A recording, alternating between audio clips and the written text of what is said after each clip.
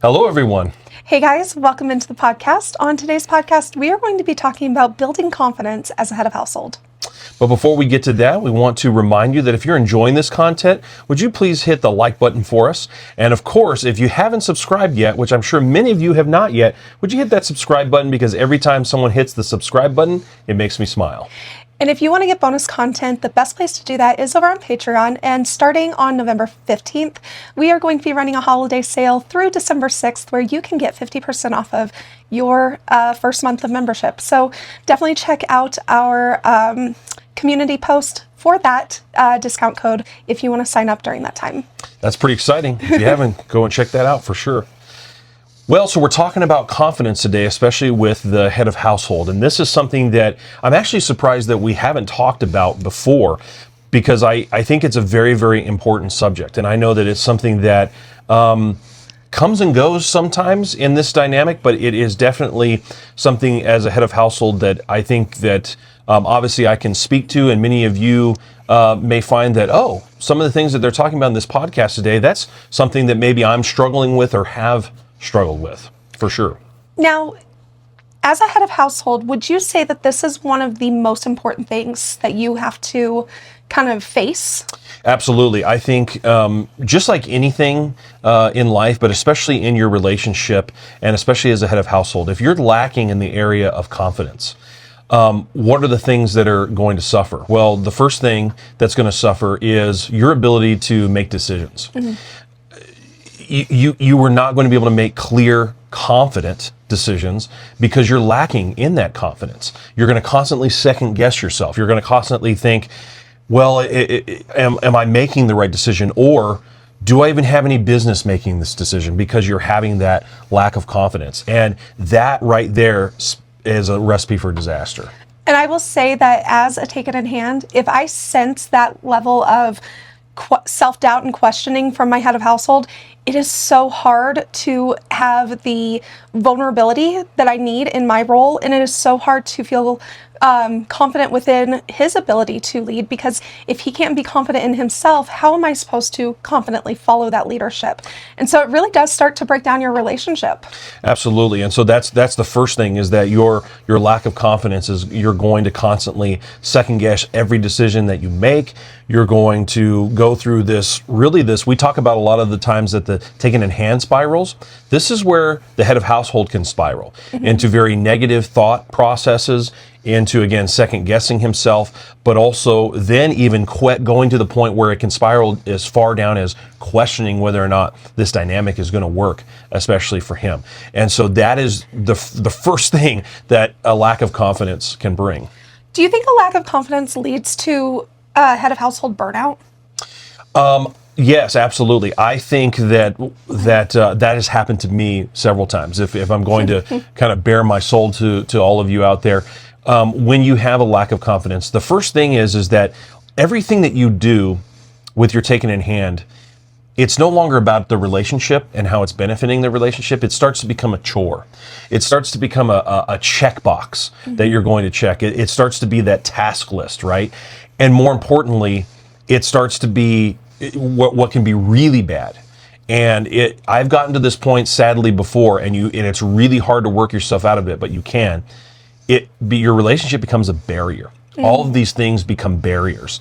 They become problems that you feel like, gosh, I just can't fix them, or when are we going to get over these barriers? So you start to think to yourself something that you really don't want to go to, which is this is a little bit of the part that we'll get to a little bit later, where it breeds a little bit of laziness.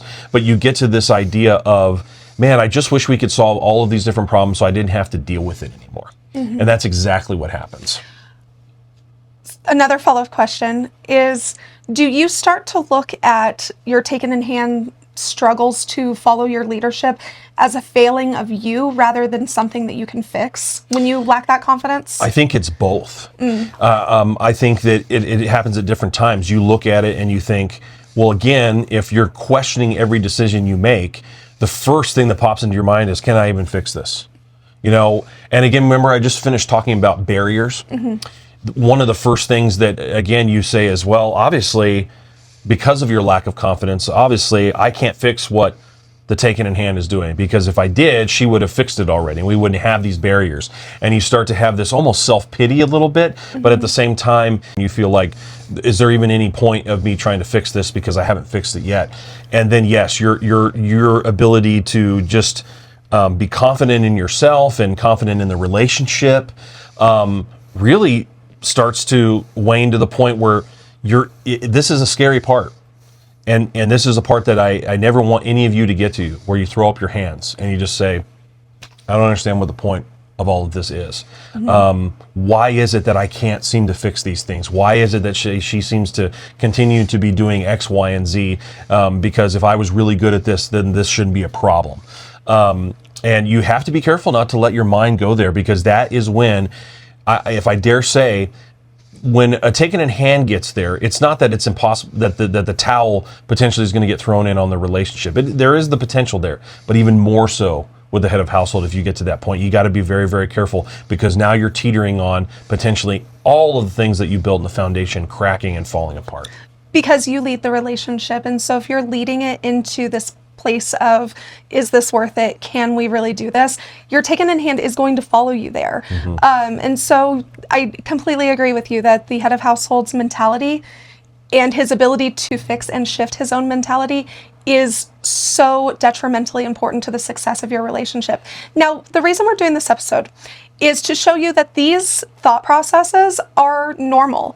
They're a normal part of the process, especially when you are talking about relationship domestic discipline, where you are in an ongoing relationship, you see the ups and downs, you live together, you are in there day after day, and these things are going to happen. You're going to have periods where it feels hard, where you're in transition, or just that you are having some waning on your mentalities for different reasons.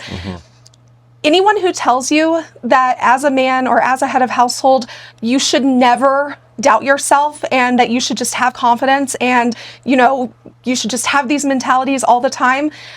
I look at men who have this very aggressive self-confidence as being very insecure. Absolutely. That fake it till you make it, that just put on a persona, that is covering insecurity, and that is not what a taken in hand is going to want to follow. And so you really do have to have an intrinsic self-confidence, and when that is your goal, you're going to go through periods where it feels hard, and that's okay. Yes, it is okay, and absolutely, just as Aria pointed out, we want to talk about this, and again, being very vulnerable with you, head of households, is to realize that these are normal processes that you're going to go through. The key here is the reason I want to point all of these out to you is to not give up. If you are at that last step where I was talking about, where you have just felt like it's time to throw in the towel, don't do it. Because here is just a little bit, we're going to get to the positives here in a minute, but here's just a little bit of a nugget for you.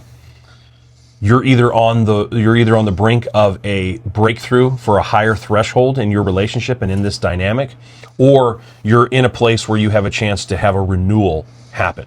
So don't throw in the towel. The key really is not to stay in those places. The key is to recognize that is happening and make changes, make shifts, do what you need to do in order to build your confidence so that you can start leading effectively again. Absolutely. And you may ask, before we kind of get to how to rebuild the confidence and the positive things that can come out of this and how to then rebuild it, where did this come from? Well, sometimes it's just the daily grind of life sometimes that gets to us. And we don't mean for it to be, and it doesn't necessarily even have to be in your relationship. It's just the grind of your job or the obstacles that happen in life. And they just begin to grind on you a little bit.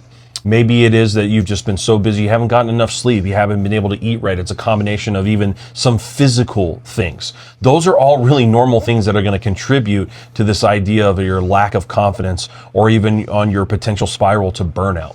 That you need to just take a moment and step back and realize that this is a normal thing, and try to identify, that's the first step, try to identify what caused you to spiral and you lose your confidence in the first place. That's the first place to start.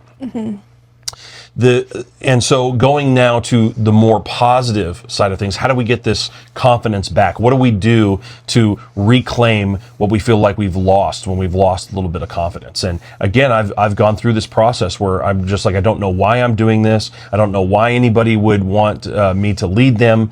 I think I'm just going to throw in the towel, all of these things that we've just talked about. How do you get that back? Well, first of all, you need to remember, and we've said this maybe at nauseum at this point on the podcast, but it is still very, very important. Remember why you started this in the first place. Why did you start domestic discipline?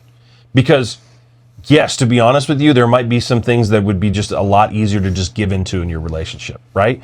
There's a lot of things. That's the reason some people do it and they don't pursue necessarily a domestic discipline relationship, because there are things that seem easier, right, at the time. And so they give into that. But why did you start that in the first place? Because you saw that this could benefit your relationship. You saw all of the good things that could come about in it with this dynamic. So that's the first thing that you need to focus on, is why did we start the relationship? If you can then answer the why question, things start to slowly then come back to build you back up. And as you're thinking about your why, really consider what your relationship would look like if you ended domestic discipline. Good point. Absolutely. Because I've heard from couple after couple after couple that once they get in it, once they really start to get serious about domestic discipline, that the thought of going back to the way their relationship worked before is inconceivable. They almost look at it as like there is no going back, because now we know what it looks like to have connection, to have really deep conversation, to work well as a team, to have this sense of leadership and submission within our relationship, and how well it works when it works. And once they know what that looks like, what that feels like, and what their relationship has the potential to be, they really can't fathom not having that anymore. So really take a good look and consider, if we were to step back or step away from domestic discipline, what does that really mean for the future of our relationship? What does our relationship look like if that were to happen? That's a really good point that you just brought up. That is always a good motivation, and has been a good motivation for me even in the past, is to kind of look back and say, oh gosh, could it look like that? Or could it look like something that you've seen in other relationships that you're just saying, I don't want to model our relationship after that. The next thing is, after you answer your why, you need to really focus on and remember, there is no such thing as this ever being over. Now that may seem like a negative, but it really isn't, because what you do is by saying this is never going to be something that we ever put a check mark in and say, okay, domestic discipline, check. My taken in hand now does everything perfect. I never have to correct her, and I never have to punish her. You're never going to get to that point. And what the reason I say this is a positive is what that helps you do by getting into that mindset is throwing away the checklist that we talked about. Quit trying to say, okay, I'm going to try to measure everything. I'm going to try to make a checklist out of everything. No, what this does is this allows you to say, no, this is just a part of our relationship. This is, and this may sound a little strange, but this is absolutely true. This is no different than when we show affection to each other. When we hug, when we embrace, when we kiss, when we do those things. Domestic discipline is a part of that. It's just what we do. It's who we are as people. It's what keeps the peace. It's what makes us who I am and who she is. It's a part of what we do. It's just as much as a part of what our routines every day, what we wear, what we eat, all of those different things. Domestic discipline is that lifestyle. And when you embrace that, like I say, the burden actually lifts off of you, because it's no longer a checklist. It becomes who you are. And when you embrace that, you do get you get that confidence back. You do get that fire back within you, because you say, oh, this is a part of who I am as a person and who we are as a couple. And it is not a task list or something that we do.